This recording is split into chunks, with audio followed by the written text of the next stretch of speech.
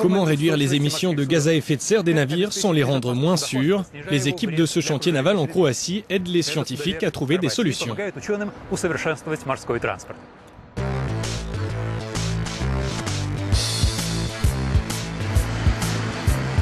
Fondé il y a 160 ans, Uljanik est l'un des plus anciens chantiers navals au monde. Une industrie qui aujourd'hui est en plein bouleversement. De nouvelles normes internationales obligent les bateaux à réduire leurs émissions. Reste à savoir comment faire.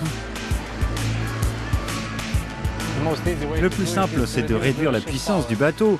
Mais dans ce cas, on a un problème de manœuvrabilité parce que moins le bateau est puissant et moins il est facile à manœuvrer. Et que se passe-t-il quand un bateau moins puissant est pris dans une tempête? En cas de mauvais temps à proximité des côtes, il ne peut pas lutter contre le courant et le vent. Il peut s'échouer. De fortes vagues peuvent le faire changer de direction, voire le faire chavirer.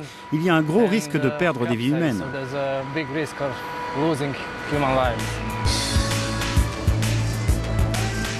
Ce cargo, destiné à transporter 7000 voitures, est en voie d'achèvement.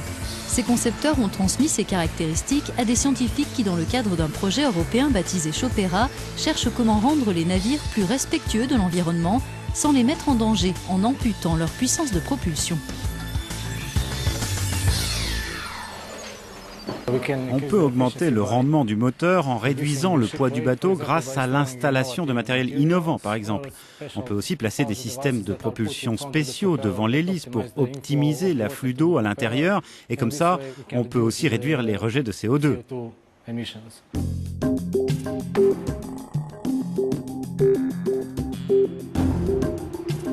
Parmi les scientifiques qui participent au projet Chopera, ce centre de recherche hydrodynamique espagnol. Dans ce bassin de 150 mètres de long, on analyse le comportement des navires dans différentes conditions de houle.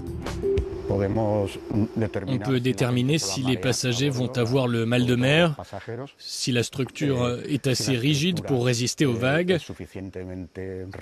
et si le bateau consommera plus de carburant. Tout ça dans l'objectif, à terme, de limiter la pollution. Grâce à ces modèles, à l'échelle et à des capteurs, cette équipe mesure les mouvements et les forces en cas de tempête pour évaluer la stabilité et la manœuvrabilité d'un navire donné quand il est soumis à des vagues plus ou moins hautes pendant plus ou moins longtemps.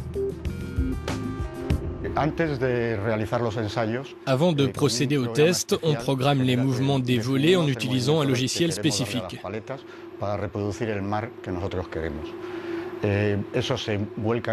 L'ordinateur contrôle 60 volets qui sont indépendants les uns des autres, ce qui permet de générer différents types de vagues.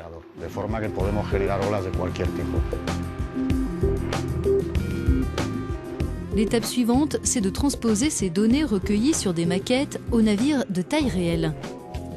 Ce qui est loin d'être évident, reconnaît le coordinateur du projet. Bien sûr, il y a toujours quelques points d'incertitude, mais ils peuvent être réglés grâce à l'expérience des chercheurs. Au final, les prévisions que nous faisons concernant les bateaux à grande échelle sont suffisamment fiables pour des applications pratiques. Ces connaissances nouvelles devraient contribuer à trouver dans le transport maritime le juste équilibre entre rendement et économie, sécurité et écologie.